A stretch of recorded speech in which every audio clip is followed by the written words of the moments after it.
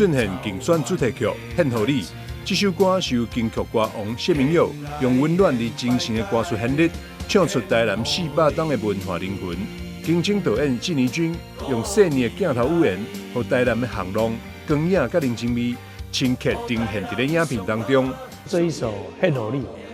尤其他把台南的一些這種文化的靈魂都寫進他的創作歌曲裡面。那接下來我們要有我們台南的女兒這個金鐘導演我們的紀妮君導演他在幫我拍一部 MV。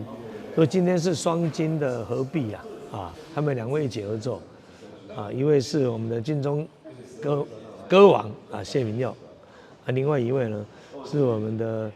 金鐘的導演我們紀妮君紀導他們一起呢合作幫我拍攝了這部 MV 獻予你。那其實也代表我對台南市民的承諾我會把我自己奉獻給我們大家心愛的故鄉台南。兩位上競技的創作者也講出家己對着林俊憲真實觀察想法。很多的地方會畫起來了，不管你這裡來這一對的期間，天然台南市就做這代志，那這你也無家己去看，有當時也袂宣傳，也唔知影。我是一個拍實境節目的人，我是自然感強，我是紀錄片的導演。我喜歡第一次，第二次我就覺得很假，對，所以他一轉進來的時候，所有人就是一直就現在你洗嘞，他沒開戲，獻予你，好未來。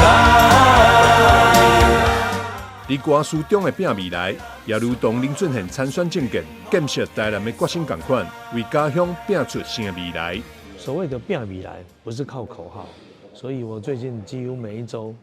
我都很負責的我都寫下清清楚楚我的政見，我未來要推行照顧市民的政策也就是符合我所要傳遞的一個精神獻予大家，獻予台南，獻予咱每一個市民我一定會好好的來把我們這個城市的未來就大家做到打拼，台南一定會更好。林俊憲指出，台南一直是台灣上具文化底蘊的城市，為音樂、文創到影視，近年攏有亮眼的表現。林俊憲強調，拼未來不是口號，經歷一所提出的各項政策，攏得到市民廣泛回響甲認同，顯示出台南市民對伊有所期待。伊也講，這座城市予伊成長的養分，也予伊出發的力量。也希望透過《獻予你》這首歌，向每一位市民獻上一句真心話。感謝大家，伊也願意將全部獻予台南，共同打拼更加好的未來。台南新聞張秀維採訪報道。